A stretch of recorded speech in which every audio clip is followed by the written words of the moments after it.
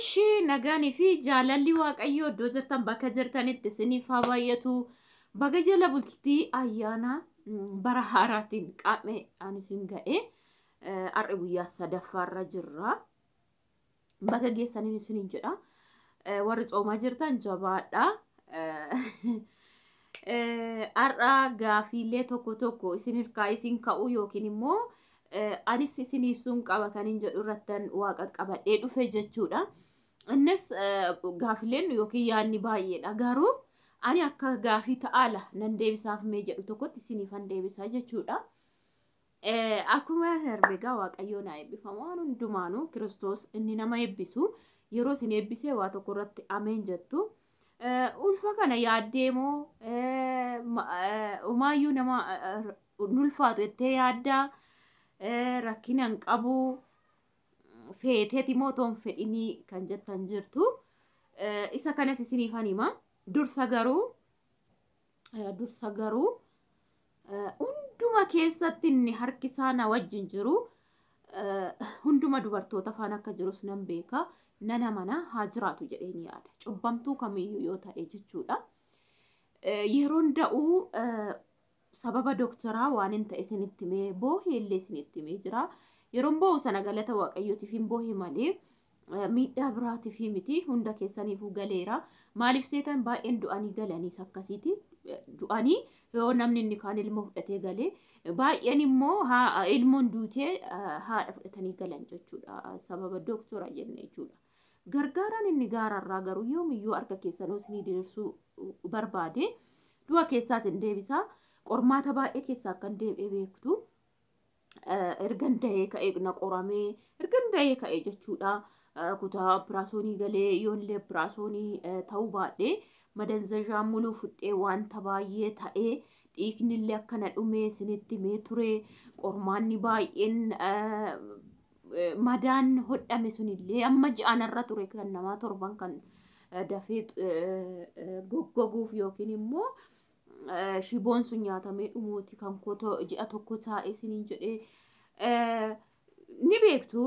Fakkeenyaa kun haadha namni qabu yeroo duraa kana yookiin amaatii yookiin wanti ta'ee jira sanan qabu amma ta'etti gargaartu dhumaa fi namuma dhufanii torban obboloonni isaa ta'an obboloonni koos jechuudha. For example dursee kan taa'e siistarii kooti na bira nama jiru biratti achi immoo siistarii isaa fa'ii turtee kana torbee tokko inni kan deddeebi'eetu maatuma hin jedhuun cimee ka'ee booda namni deddeebi'ee namni hojjetu waan jiruuf immoo amma tokko yaa'u isinii yaadu maleedha. Kannaa godda'amtaniiti isinii heegee jedhuu fi namni sim jedhee yeroo deessu si barbaachisa waan ta'eef sii kennan tokkoo miti. Tokkoffaa immoo isinitti mee dhiigni koo ni kenna malee hin fudhatu. Nyaatan yoo deebi'uu baateen haala jechuudha. Dhiigni koo oo waan ta'eef oon immoo ni kenna malee hin fudhatu. Dhiigammoo yeroo kana oo bituudhaaf baay'ee ulfaataadha. Nama sii kennu yoo qabaatte maleedha. Namni akkasii immoo na keessa ginumaayyuu hin jiru gonkumaayyuu jechuudha. Kana baay'ee ulfaataa keessa kana hunduma keessan darbe qormaannin immoo na qore sun karaa ogeessarra taa'ee na qore suni namoota dubartii tokko daqiiqaa 5-20 yoo akkam baay'ate 20 booda ni du'u jechuudha. Ani garuu otoon kutaa operaasyoonii sana galee hikiminnaan argatin iyyuu gara daqiiqaa 30-40 taa'ee jechuudha. Ganaa sa'aatiitti wal jijjiiran waan ta'eef ganaa hamma doktorichi inni kutaa sanaa argamutti jechuudha. Bahee ture namichi jechuudha. Nan beeka waan ta'eef namoonni na bukkee doktoroonni naarsoonni achi jiranis namoonni na beeka waan jiraniif kaatanii waaman iddoon inni itti mana kimii qabu saasi waan ta'eef jechuudha. Toonni hin bahin qabanii deebisanii akkasitti hin fayyachuu jechuudha. Kana hundumarra dubartii deesse taatee kana hunduma keessatti jabina guutuu mee guyyaa tokko da'ee ka'ee ammamin ture tooni sinfaana hojjechuutti tooni socho'in jechuudha. Ji'a 3 booda hojjettuudhumaaf biraan qabu ture argitanii jirtu. Sanarraan xinnoo mucaan gaafa sana namni zim jedhee ani guyyaa laman xiqqoo dadhabe waan ta'eef namatu baataa inni iyya mucaan qoonqoodha fayyaa qaba waan ta'eef namoonni baay'eetu wal harkaa fuudhanuu achitti nama baay'eedha. Doktora jechuun mana hakimii keenya hospitaala kan mootummaa waan ta'eef sanaan ala kan gillii kee algaa qobaatti hin jiru. Asuma nama 30-50tu jira. Inni gaafachuu dhufe nama 60 ta'uu danda'a. Kifiluma kana keessa asii dheeressanii nama 70-50tu jira jechuudha. Isa keessatti xiqqoo ijaan ni tuqame mucaanii hin rafu ture. Na rakkisee hamma ji'a 5-6tti baay'ee iyya ture. Hin rafuun halkan, hin rafuun guyyaa. Kana hunduma keessatti fayyaa koo takka lafti naan hin marre akka nama dhiigni dhukkubu dhiigni hir'ateetti yeroo sana hir'ateetti jechuudha. Kanaafi kana hunduma keessa dabarsitan bakka hojiis normaalii mana koo keessa toon hojjechaa turu. Normaalii jechuudha ofuma koo danda'e. Homtuutti waan mannu qaamni tokko na hir'ate natti fakkaatu. Dhugaa dubbachuuf sirumaa hamma ji'aatti ani muuqii dhuma kana hatalaa kana na fuulduraa fuudhaa jechaan ture jechuudha dhugaa dubbachuuf. Bakka otoo natti tolee maaliin jedhaa wanta nama gubu wayii jira firfirii hojjetan durqooshu akkas naa wayyaa. Isa namni marqaa minaamin okee mana na jibbisiise jechuudha. Ji'a boodallee kan hin waa jedhe jechuudha. Amma kana keessaan halkan nan dhaabadhaa guyyaa nan dhaabadha ture yeroon silaa sanatti. Hunduma keessatti na heegee waaqayyo jabinuma ofumaa isaa dhiiga koos guutee ofumaa isaa na jajjabeessee ofumaa koo haadha maatii yookiin waan ta'e taa'ee na bukkeeta taa'e na kaasee ameen jedheen gammadeen waaqayyoofis galata keessa kootti utoon bo'uu qophaa kootti dhoksaa isan hojjete kan utoon gaafa sana du'ee badee dadhabbiin baroota baay'ee namootatti wal fixaa ba'e barreessee deemeera. Har'atti jibbamu birrii koo balleessan biyyaan bahu jedhee himaa sanaan goone jedhu dhiiseen deemaa miti. Waaqayyoon immoo dursee ji'a 7ffaa keessa ulfa ta'ee 8ffaa akkanaa kakate isinitti himeen ture. Normaalii kallattumaan natti himee ture jechuudha. Beeka jechuudha. Maalirratti saatii kaminnaa kam akka ta'e hin beeku malee jechuudha. Inni akka kakatetti gidduu naa galee jechuudha. Achi booda sodaa sanaa gada dadhabbii sanaa miidhaa sanaa gada humsi isaatiin itti du'aaf gidduu akkatti wal bukkee qabdantu jira. Dhumarra dhugaa dubbachuu fi du'aaf gidduu jireenya gidduu yeroo itti wal gidduutti kanatti ilaaltantu jira. Isa kana na fudhatamu isa kana. Isa kana immoo adhamu isa kana jechuudha. Isa dursaarra isa gara dhumaa jechuudha. Dubartuun kamuu ciniinsifattee muddaa keessa darbiti sa'aatiin ishii walaa darbu malee inni kaan guyyaa 2 ciniinsifataa. Inni kaan guyyaa 1, inni kaan sa'aatii 5, inni kaan sa'aatii 4, inni kaan sa'aatii 7, inni kaan guyyaa 1, inni kaan halkan 1.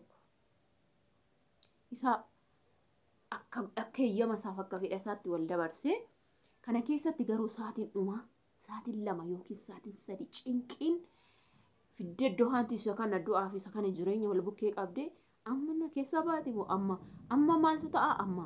Sana biraan doktoroonni yeroo har'aa naarsoota si bukkee yaa'aa isaan kaan warra baratanii reefu leenji'anii takka wanta sammuu kee cabsu sitti himuu takka waan waasi mudate sitti himuu ookii kan isa bukkee dhageessaa.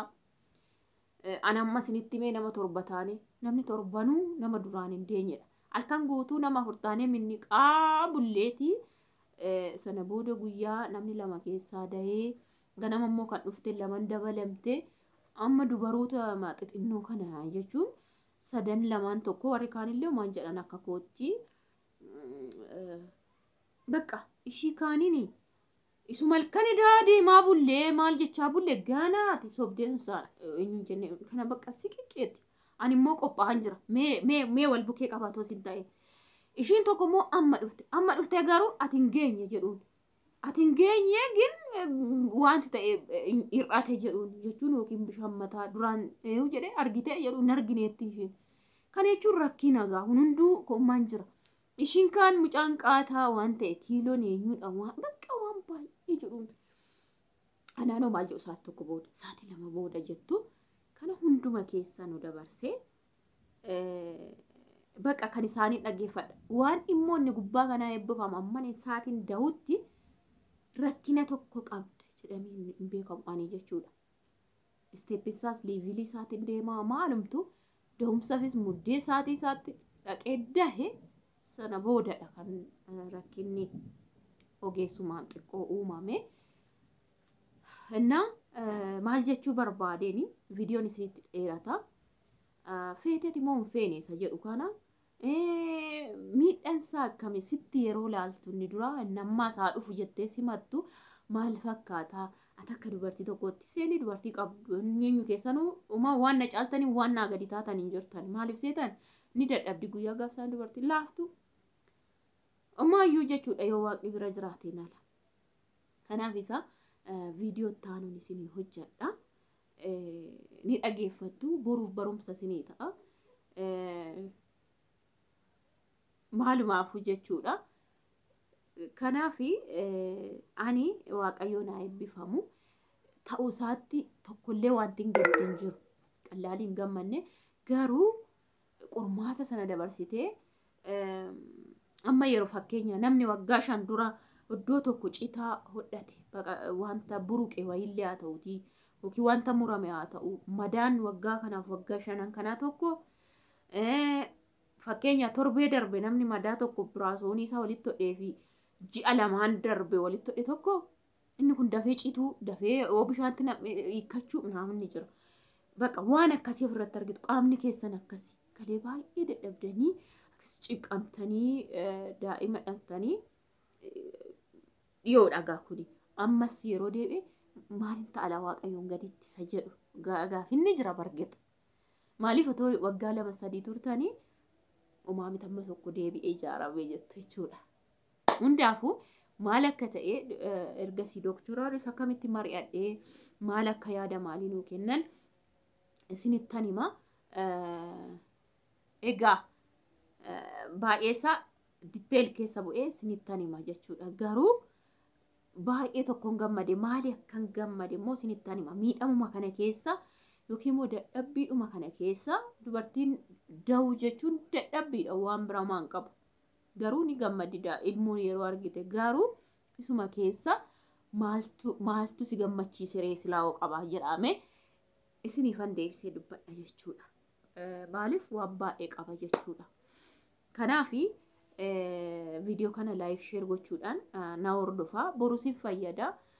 Baay'een isaanii gaafii kan itti ta'an jira. Gaafii baay'ee karaa baay'eedhaan otoo ta'ee otoo hin ta'in wanti jedhu jira waan ta'eef. Kanaaf isa taanus isiniifan waraaba viidiyoodha. Isa kana laayik sheer gochuudhaan yaada qabdan immoo dabalata naa barreessaa. Isiniin jechuu barbaada. Isiniin jechuu barbaada jechuudha. Viidiyootu isinitti dheerata jedheeni nagaatti tolaa isiniin jechuu barbaada.